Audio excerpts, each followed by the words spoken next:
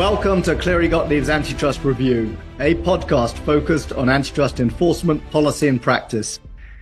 In an increasingly complex and noisy world, we strive to provide insight, clarity, wisdom and light. My name is Nick Levy and I'll be your host today. Today's edition is slightly different from our typical format. Instead of a single interviewee, we have a panel of 4 experts who are going to discuss the implications of the new Labour government for competition and FDI enforcement and policy in the UK. By way of background, it's been almost 15 years since the UK last had a Labour government. Since then, the remit and powers of the CMA have expanded, including as a result of new legislation. Brexit has had significant implications for the CMA's reach and importance. And the UK has implemented an FDI regime, introduced a regulatory regime for the world's leading digital platforms, and given the CMA greater powers to enforce consumer protection law. Although the statutory framework that governs UK competition enforcement recognises and entrenches the CMA's independence, no organisation is entirely immune from political pressure, and newly elected governments have in the past proposed new legislation or have sought to steer the CMA and its predecessor agencies, the OFT and the Competition Commission. But competition policy did not feature as an issue during the election, and the Labour government has not introduced new legislation to change the existing rules. It has, though, declared economic growth its most important mission and has championed a pro-business, pro-growth framework that, among other things, is designed to encourage foreign investment and protect national security. Here to discuss what to expect under the newly elected Labour government are 4 experts with a great deal of experience in UK enforcement and practice. Jackie Holland, a former Senior Director of Policy at the Office of Fair Trading and now in private practice at Cleary Gottlieb.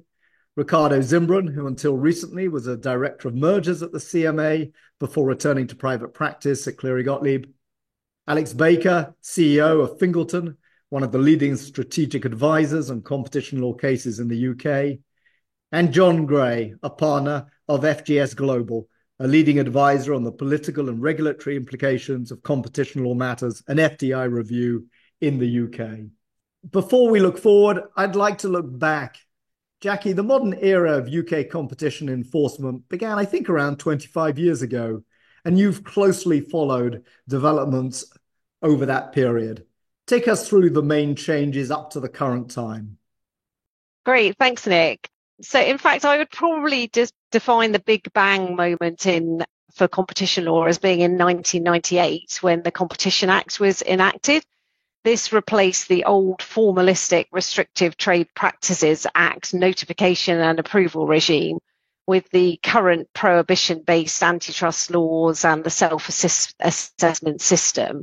It also introduced fines for the first time in the UK for breaches of competition law of up to 10% of worldwide turnover in line with the European rules. This was enacted by the Labour government at the time as a flagship measure enabling firmer enforcement against anti-competitive practices, although some preparatory work had started before they came to power in 1997. In 2002, we then saw the Enterprise Act being enacted again under the Labour administration of the time, with a new market investigation regime and a new merger regime, with the old public interest test for mergers being replaced by a focus on competition issues only, in essence, whether the merger would result in a substantial lessening of competition. This was billed at the time as the politics being taken out of merger decision-making and was a major change for the agencies at the time. The next sort of major substantive change was in 2013 under the Conservative Liberal Democrats coalition government, when the Enterprise and Regulatory Reform Act merged the Office of Fair Trading and the Competition Commission into the CMA. The CMA was formed formally and got its powers at the beginning of 2014. And indeed, at the end of 2013, the government issued its first strategic steer to the new CMA, advising it on the matters it should prioritise. Things didn't rest for a while. We then had Brexit. So following the referendum in 2016, the UK finally exited the EU on the 31st of January 2020 formally, with the transition period ending at the end of that year. And since then, the one-stop shop principles have ceased to apply. So the CMA can review larger mergers and larger antitrust cases in parallel with the European Union. And the CMA has certainly seized that opportunity with vigor and tackled some of the really complex global cases and larger firms. And of course, more recently, we have seen the Digital Markets Competition and Consumers Act rush through Rishi Sunak's parliament before that was dissolved in the final days. And this introduces some very significant changes, such as the introduction of the digital markets regulatory regime, and also a big bang moment for consumer law, allowing the CMA to take infringement decisions for the first time, and also to impose significant fines for breaches of consumer law of up to 10% of worldwide turnover. Jackie, thanks for that tour de force over the last 25 years. As you said, Brexit changed a great deal, giving the CMA parallel jurisdiction with the European Commission and other antitrust agencies over major mergers, and catapulting the CMA to the top table of antitrust agencies around the world. Ricardo, you've been at the CMA, or you were at the CMA for much of this period. Talk us through how Brexit felt, how the implications of Brexit affected the way in which the CMA operated. Yeah, well, thank you, Nick. I think the change has been huge. It's been gradual, but even in the course of a few years, it has completely transformed the agency. Before we left the EU, the CMA was doing, as a proportion of its work, a lot more local cases that people rarely heard about. I remember many lively discussions about about markets involving pubs and crisps and pork scratchings and so on. There were some exceptions like Sainsbury's Asda, which were widely reported. And there were some potentially interesting global deals, such as Google Waze or Facebook Instagram. But for the most part, the CMA was looking at domestic deals without having to worry too much about media scrutiny or the opinion of other agencies. And this allowed it to be more siloed and I think arguably more technocratic as an institution. Today, all of that has changed. The CMA has jurisdiction over the highest profile deals. It has more staff and resources than ever, and it works very closely with other agencies. It is now, if you're in a case team, perfectly normal in a merger investigation to have weekly or fortnightly calls with other agencies, especially in the US and in the EU. And I think working at that level has impacted how the CMA looks at deals and how it runs merger investigations. And you can see that reflected in the guidance. So in the past few years, we have had revised guidance on substance, on procedure, on the de minimis exception, on interim measures. And recently we had a revamped phase 2 process. I think these changes are all informed to a large extent by the volume and the type of cases that the CMA is doing. I also think that the CMA has shifted its focus in terms of the types of cases it looks at and developed more sophisticated theories of harm for assessing those cases. We've seen a big focus on digital markets, including AI, which I think inevitably has an impact on the types of cases that get called in for review. There is also a lot of attention on potential killer and reverse killer acquisitions, on dynamic competition, and on complex conglomerate and ecosystem theories of harm. And I think a lot of this flows directly from having more exposure to the types of deals that were previously reserved to the European Commission. Thanks, Ricardo. So broader jurisdictional scope and reach, more sophisticated theories being explored, and generally a far higher profile. I mean, the CMA, I think everyone agrees, has become a bigger regulatory risk factor in global M&A over the last 5 years than almost anyone anticipated, I think.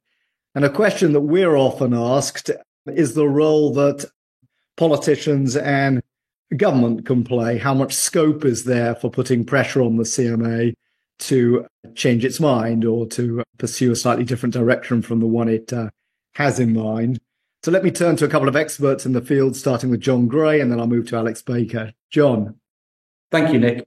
I guess without getting to conspiracy theories and looking at the factual basis, it is true that politicians have a significant degree of oversight of the CMA. So the strategic steer, which is issued by ministers to the CMA that Jackie mentioned earlier, gives the broad direction of travel that the CMA should be pursuing.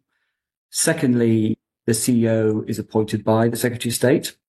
Panel members who take on the more complex phase 2 cases are approved by the Secretary of State.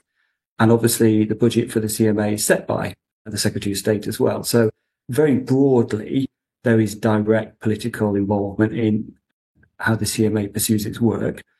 And I guess also as a third point, and the current CEO of the CMA, Sarah Cardell, has made this point on many occasions, the CMA does not and cannot exist in a vacuum, that the cases it pursues and the prioritization that it gives to cases reflect the broader political, social, and economic environment. So you do see a focusing of resources on cases which reflect those political priorities. You see in recent years, cases both on markets and mergers and on consumer enforcement regarding climate and sustainability issues and sectors, more recently on cost of living issues. So ministers set the broad direction and the CMA in prioritising resources pursues those.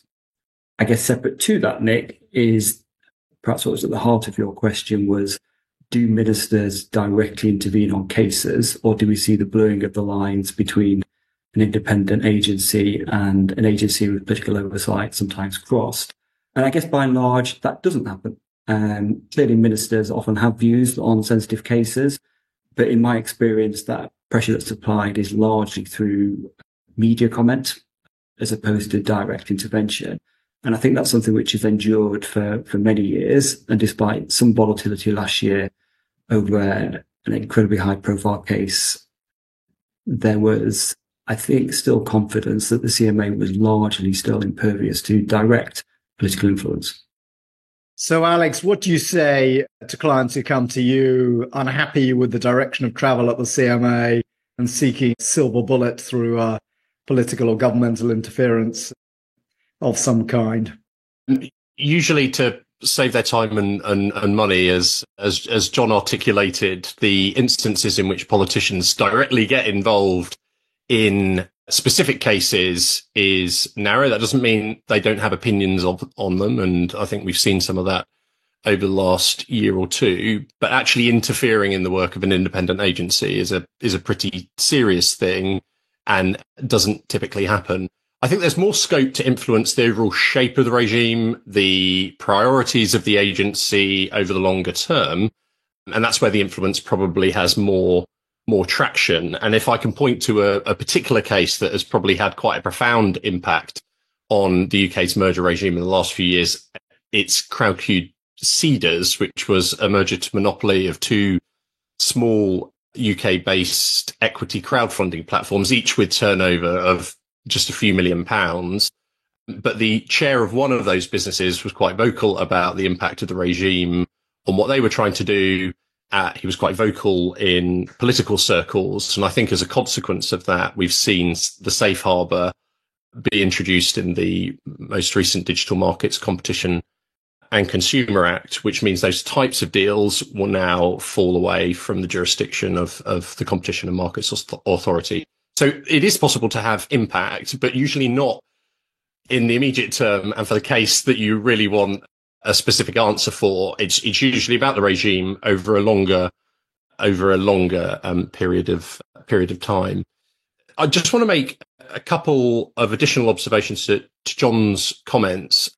More recently, the CMA's published a strategy. I think the first time that an agency has done something like this, where they've set out the areas that they're going to focus on. And you could read that strategy as leaning into the priorities of the new Labour government. It was published at a point before we had a Labour government, but it seems to resonate with the things that are important to the new set of ministers and their policy priorities. So in those ways, you can sort of pass documents that the CMA produces and ask the question of whether or not they've been influenced by the political landscape. The other is a forward-looking question, and this isn't just true of the CMA, but other economic regulators in the UK. Increasingly, we're seeing lots of newspaper articles and stories about how they haven't done their job very well.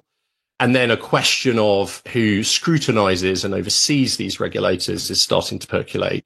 So the question of accountability and oversight might be one that we engage more with over the next 5 to 10 years.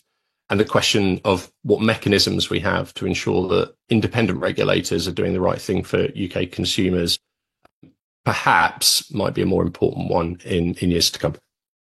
Ricardo, you've been at the CMA the last few years. You just heard Alex and John say companies should save their time and their money rather than seek to get politicians to intervene. We've seen a couple of quite high-profile instances in the last year or two of one significant global company, Microsoft, criticizing the CMA, describing their posture on a transaction as a bad day for Britain, and more recently warning that it might cut investment in digital infrastructure in Britain if the CMA ordered changes to its cloud computing business. What's your view generally from the inside, if you like? I realize you've left the CMA now, on how effective this kind of pressure is on the CMA. Yeah, look, I agree with John and Alex. I think it's a bad idea. I mean, I can see why some companies do it. Some people, when they're unhappy with the service they get at a restaurant or a shop, they insist on speaking to the manager. But I think in this case, it's just not the way to go. First of all, it doesn't work. Politicians are not really in the habit of telling the CMA what to do.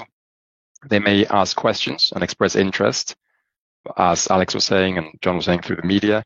But there's a lot of deference on how the CMA makes its decisions, as there should be, given that it's a non-ministerial agency. If a company doesn't like what the CMA has done, then the proper route to express that disagreement is through the courts, not by going to government. My sense is that if the CMA has not been told to back off from investigating potentially anti-competitive conduct or mergers by previous government, then it's very unlikely to experience that under this government.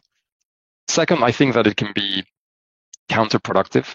An independent agency does not want to be seen as being susceptible to political influence, because that obviously would create a vicious cycle of lobbying that it's in nobody's interest. So that sort of political pressure, I think, if anything, makes it more difficult for the CMA to do its work, and it can create resistance against the very outcome that businesses may be lobbying for. So in my view, not a good idea. You will have seen also in relation to your point, Nick, that Microsoft ultimately changed its stance and ended up saying that the CMA was tough and fair, and that Microsoft themselves should have thought of ways to unlock the problem sooner. That is more along the right lines, and the better approach, I think, in a difficult case, is to think creatively about remedies at an early stage in the process, and work with your advisors, work with your economists, make sure that you can craft something that makes sense before you find yourself at the back end of a phase 2 process when there's just not enough time to put forward a viable remedy. Thanks, Ricardo. Quick reaction from Alex, and then we'll turn to the topic of the day. Well, it's easy to say that the CMA has been tough and fair when it gives you an outcome that you want. I think his comments earlier on were slightly different. I think it was inevitable we would have had a case like that post-Brexit with the CMA for 3 reasons. The first is that the CMA became sole arbiter of mergers affecting UK consumers. The second, as Ricardo outlined earlier, is that the deals the CMA was looking at were more likely to be pan-jurisdictional, global in nature. And the third is that we, by virtue of Brexit in the UK, now have an independent trade policy. So when those 3 things combine, you can imagine some deals registering at a political level where they wouldn't have prior to us leaving EUMR, and therefore generating more political interest. But that's not to say that we're going to see something like Microsoft and Activision again in the future for various different reasons. Not least, I think a lot of people learned from that case. All right. Thanks, Alex. Let's turn to the topic of the day, what to expect from the incoming Labour government, the first Labour government for 15 years. Let's start with the personalities. John, you know the Labour team well. The 2 principal figures, I think, are likely to be Jonathan Reynolds, Secretary of State for Business and Trade, and Pat McFadden, Chancellor of the Duchy of Lancaster, who's going to oversee the FDI regime. Tell us a little about them and what we should expect. Thanks, Nick.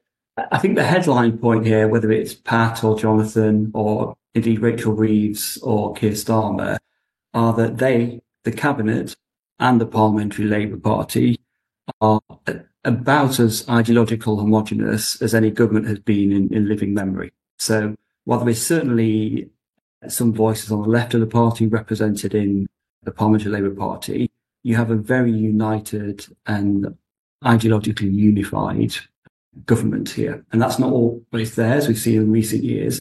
When that isn't there, that creates all kinds of issues. So you do have that kind of high degree of homogeneity.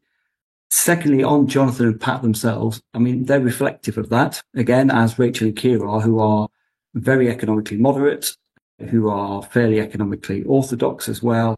And certainly the early decisions of this government, very early decisions, reflect that.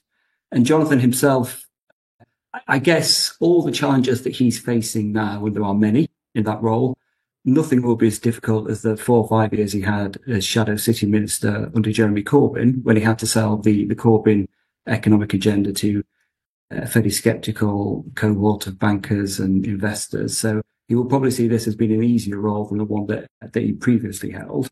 And the same with Pat, someone very much from the centre of the Labour Party, someone economically very moderate, and someone who would be much more reflective of the broad sweep of opinion in the business community than perhaps the last two Conservative governments. So you've got two people that are very close and very appreciative of the kind of wealth generating aspects of business. And again, once you put them all together, including with Rachel and with Keir, you have a united, fairly homogenous group of senior figures in charge of economic policy. And that goes a long way in government. Government reacts to a very clear steer, and I think all of them working together with an agenda which is almost messianically focused on growth. I think that's good for external audiences.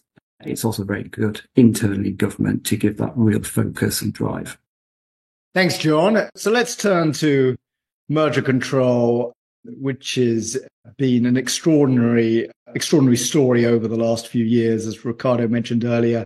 Pre-Brexit, the CMA really focused on local transactions, UK transactions involving largely UK companies. Since Brexit, they've got parallel jurisdiction over some of the major transactions in the world and have been more interventionist than they had been previously and than many people thought.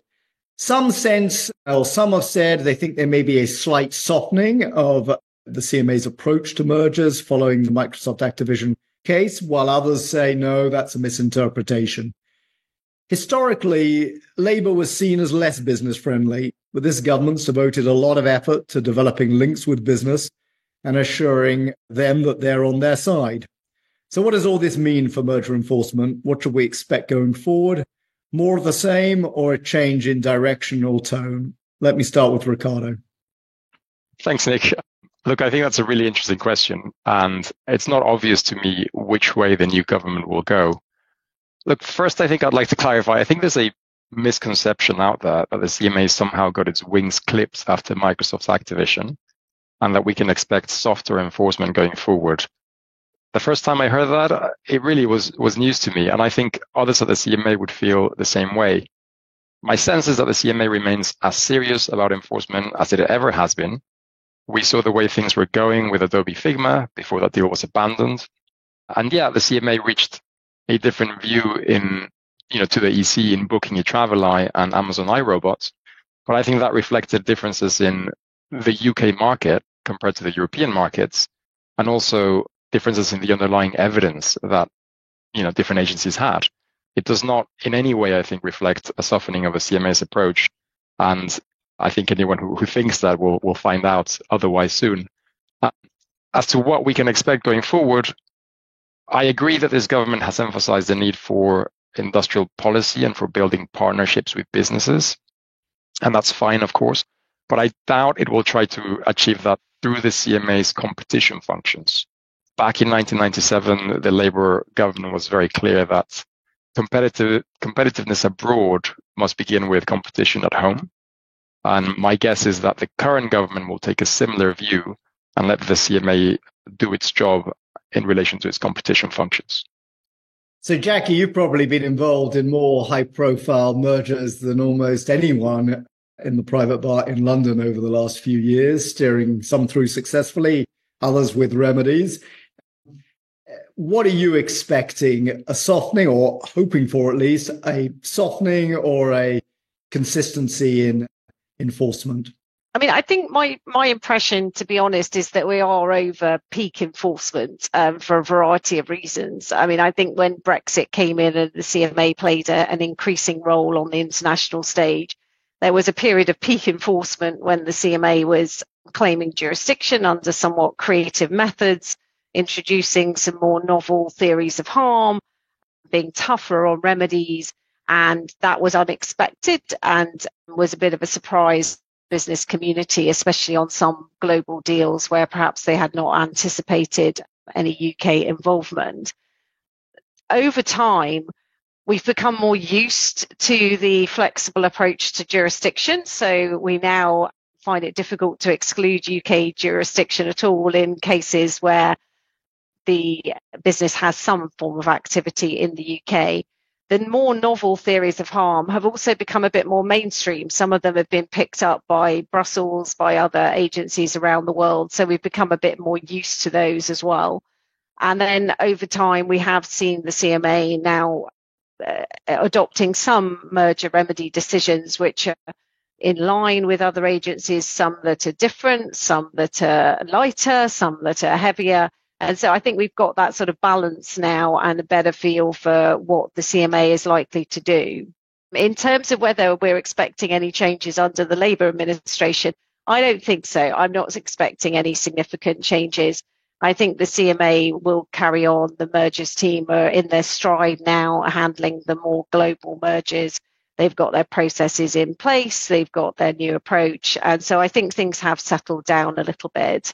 I think related to the merger filings, though, it will be very interesting to see what the Labour government does with the national security regime, because obviously in some mergers we have to do parallel filings in the UK under the national security regime as well as to the CMA.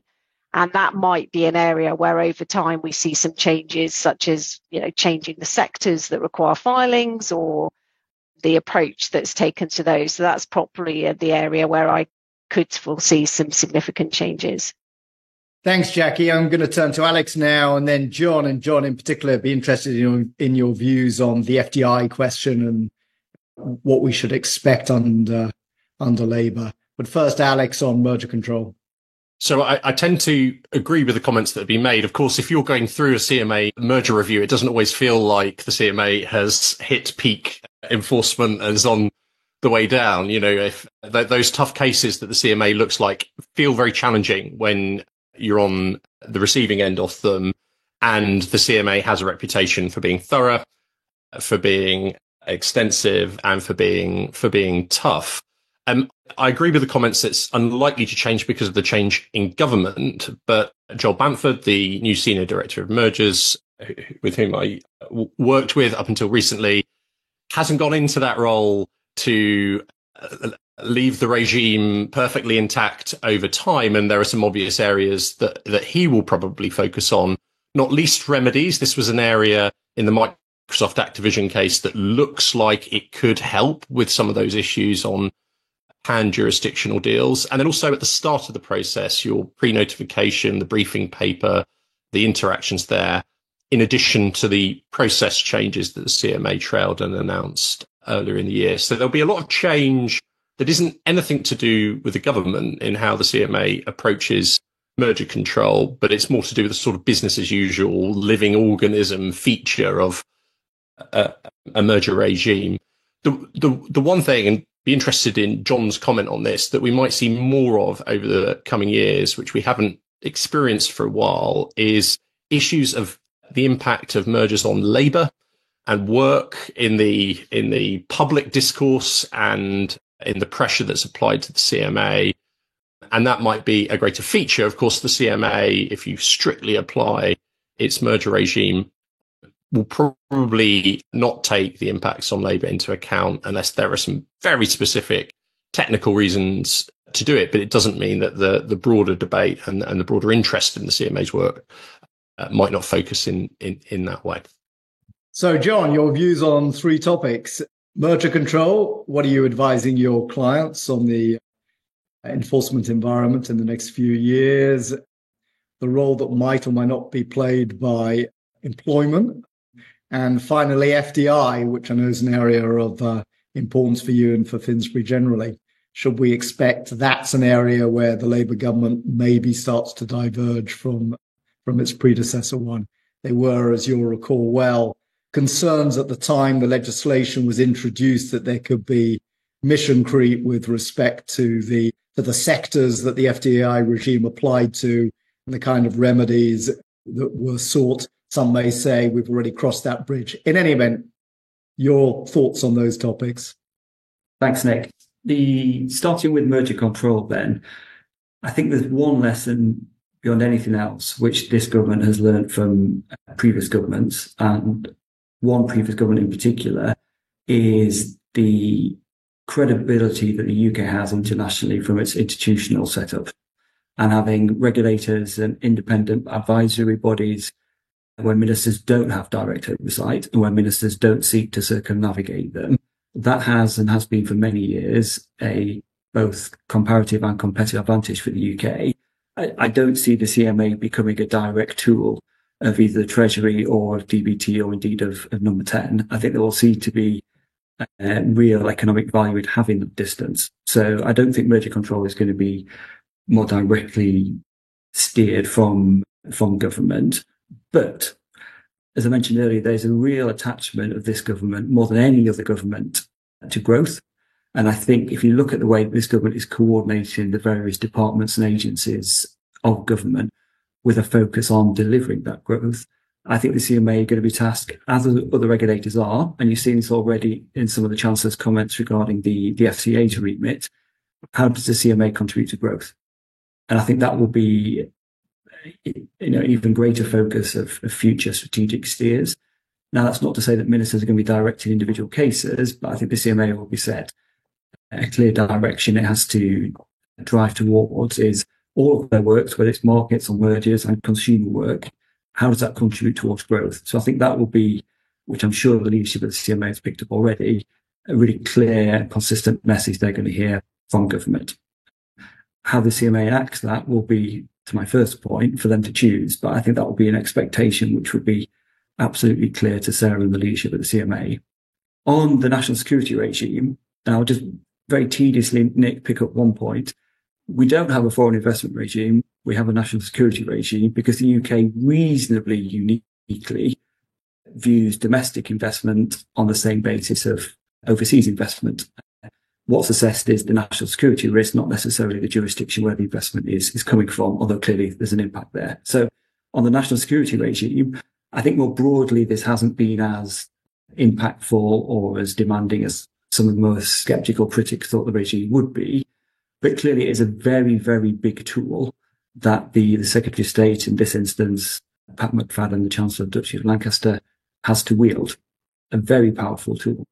And it wouldn't take a complete genius to understand a government which has a economic policy, a macroeconomic platform, which is slightly more interventionist than previous governments and certainly slightly more strategic than other governments, may make more use of this regime than the past 2 or 3 administrations that have had jurisdiction over the Act. So are we going to see wholesale prohibitions? Are we going to see wholesale interventions?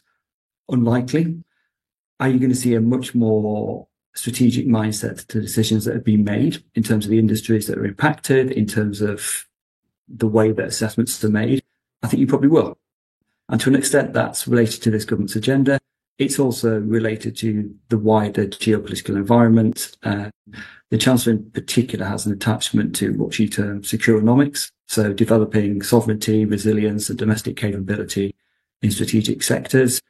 I think that's been there to some extent under the previous administrations. I think it'll be much more focus of this government, and this will obviously feed through into how decisions are made under the NSI regime.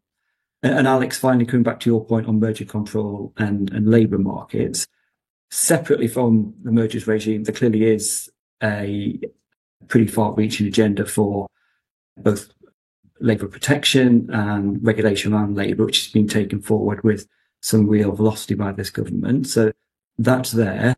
I think it's probably going to be captured in the growth agenda, that the mandate that's going to be directed towards the CMA. How do you as an agency contribute towards growth, and through growth increase levels employment, I think that's probably where you'll see that enacted. John, that's very interesting. My sense from the panel is that with respect to CMA merger investigations, the use of lawyers, the use of economists seemed unlikely to change. They certainly weren't suggesting there was greater scope for political pressure. But you're contemplating a possible increase in the application of the FDI rules. And my question is, how should companies better prepare themselves for that possibility? Should they be thinking differently about the mix of advisors or the stage at which they start to engage with government or something else? That's a really interesting question, Nick. And I guess it gets to the heart of what the National Security and Investment Act regime is. Clearly, there's an absolutely central role for lawyers in preparing the submissions, in making sure that information is collated, is legally accurate, particularly given the punitive measures in the Act for non-compliance and inaccurate information. So there clearly is an absolutely central role for lawyers. But this is a process which is judged on a very thin legal concept, which is the view of one person in particular, not the cabinet, not the prime minister, but the responsible Secretary of State. In this instance, it's Pat McFadden. The view of that person, their assessment of risk or otherwise to national security.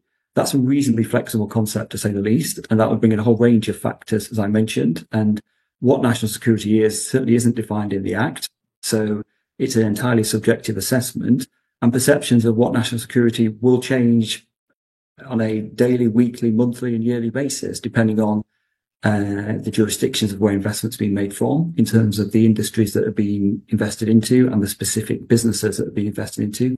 That is, to an extent, a political decision.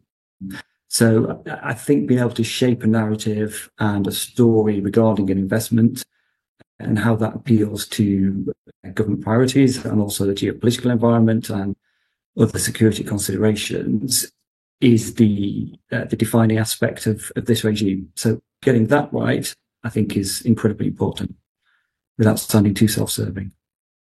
Thanks, John. Let's turn back to the CMA. The CMA, of course, does much more than merger control. It conducts market investigations, sometimes at the suggestion or prodding of government. And this year, as I mentioned earlier, it won new powers to fine companies for breaches of consumer protection law and to regulate digital gatekeepers. So what should we expect in the coming years? Let's start with digital regulation. Ricardo. Yeah, so look, the DMCC Act was supposed to come into effect later this year, although here that might slip. It's supposed to ensure that big tech firms do not take advantage of their position to exploit consumers or businesses and undermine fair competition. And briefly, the way it works is that the CMA will designate some firms as having strategic market status in relation to digital activities where they have substantial and entrenched market power and a position of strategic significance. The CMA can then impose conduct requirements on that SMS firm and issue big fines for non-compliance, which are up to 10% of global turnover. It can also launch one-off investigations called pro-competitive investigations if it thinks that some aspect of the market is having an adverse effect on competition. And at the end of those investigations, it can impose pretty much any structural or behavioral remedy that you can think of. So I think we can expect the CMA to launch the first few designation investigations almost immediately after the Act goes into force. It will be for the CMA board to decide what to focus on, but I can't imagine that it will be all that surprising to anyone.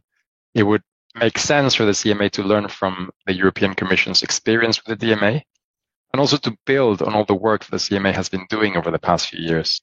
And that includes the mobile ecosystems market study, the online platforms and digital advertising market study, its investigations into cloud services, mobile browsers, and cloud gaming, and more recently, its review into AI foundation models.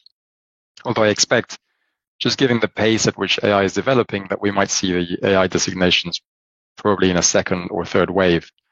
So my expectation is that the CMA will focus on the digital activities that it has explored up until now in its initial SMS designation investigations.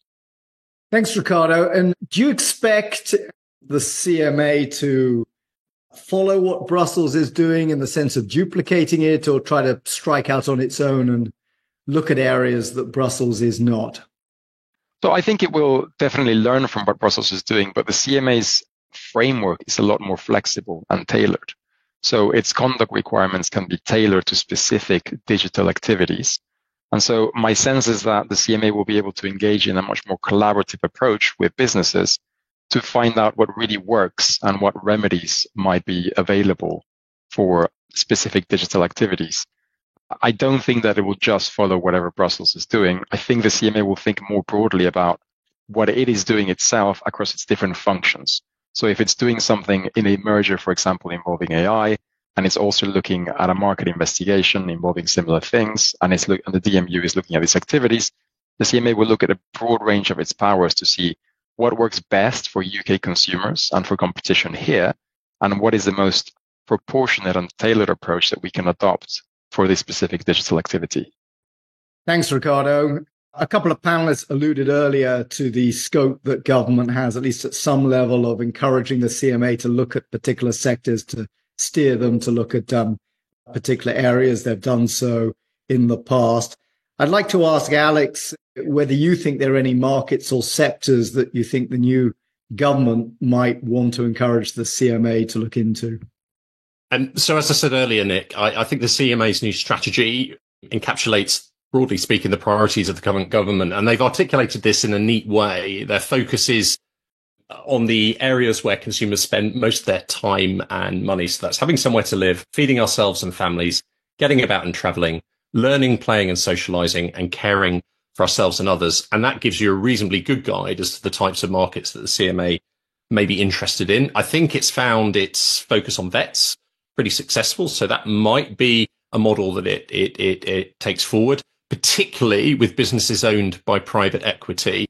So any consumer-facing businesses owned by private equity where the spend is essential or non-discretionary, these might be the sorts of markets that the CMA looks at. Sustainability is going to be a key focus within the markets regime and consistent with government priorities. I also think some of the public markets, so we have private providers providing public services and public goods in the UK in areas like foster care and some parts of healthcare. You can imagine the CMA turning over some stones and asking the question of whether or not those markets are working well for consumers. I'll finish with a general point about the markets regime, which is we're about to go into a period where there will be an evolution in that tool and how it's used and how the CMA thinks and conceives of that tool.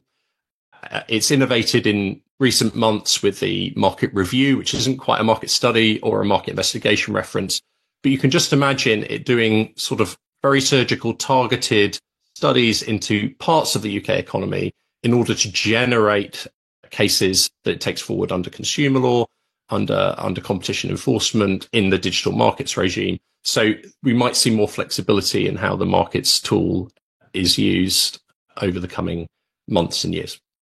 And just a quick follow-up question. We're seeing in the digital area some pretty swift initiatives on the European Commission's part. Now it has the powers. There's been pressure for some years on the European Commission to take speedier decisions, to have interim measures and so forth. These market investigations can take a long time, particularly where there's scope for the courts to come into play at the end of them.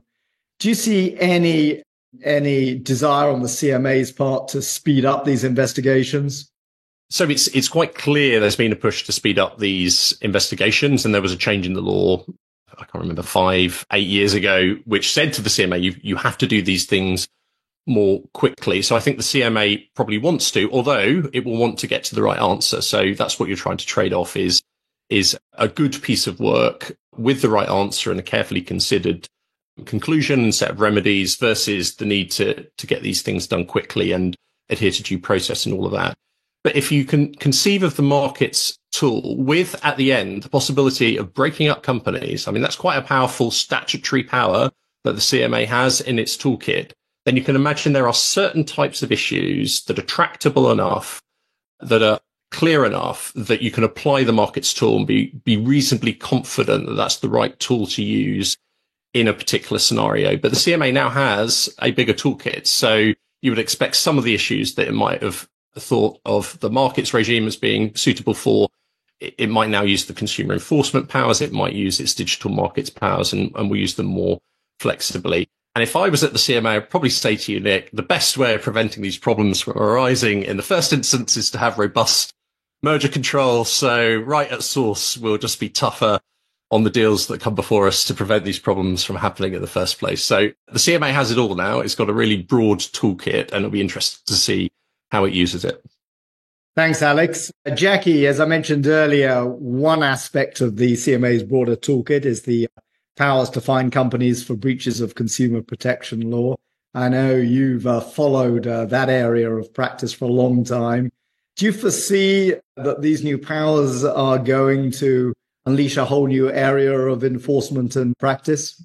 Yeah, I do. I mean, I think consumer protection law is one of those areas where, from the CMA's perspective, they won't get many complaints about prioritising such action. So it's usually attractive politically for the CMA to tackle these issues.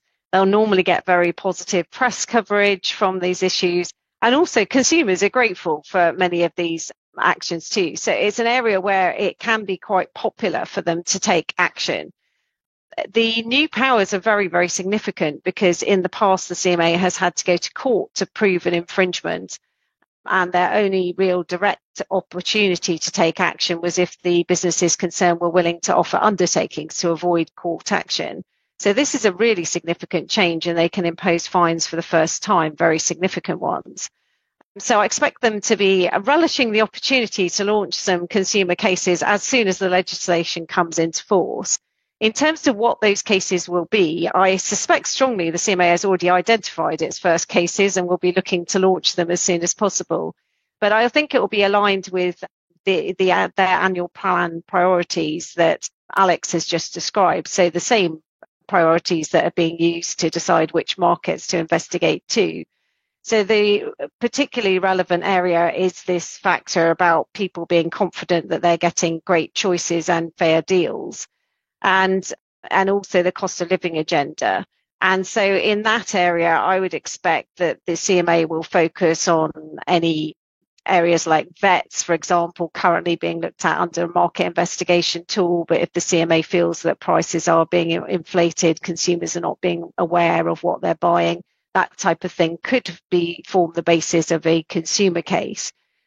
I would expect them to focus on choice architecture.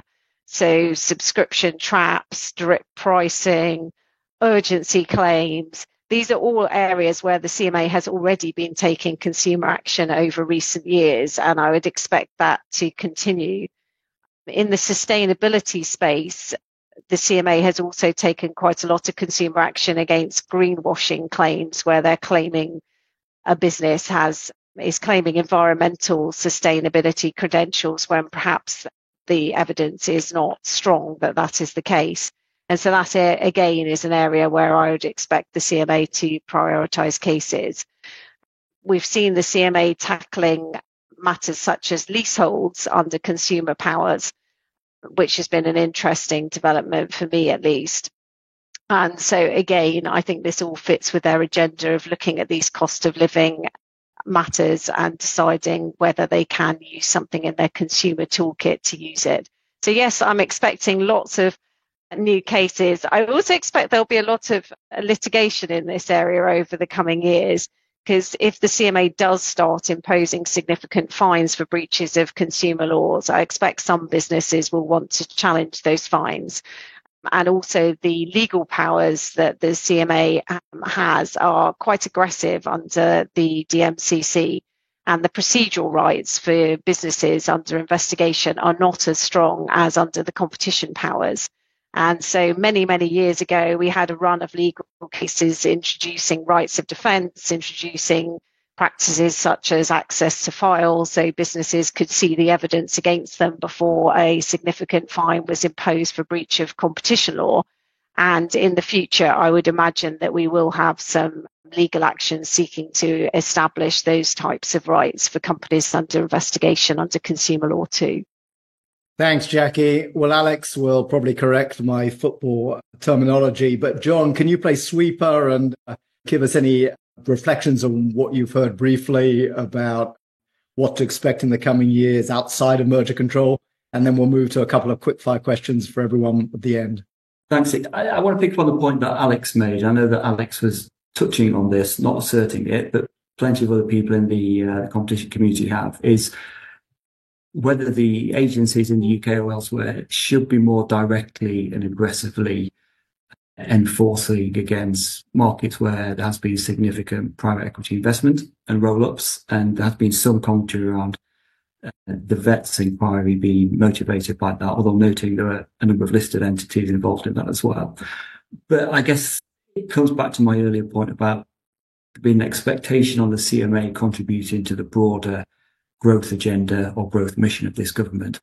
I suspect if there is going to be, I know Alex wasn't suggesting this, a kind of full-throated, aggressive take by the CMA on the need to look at markets where private capital has entered those markets with some velocity.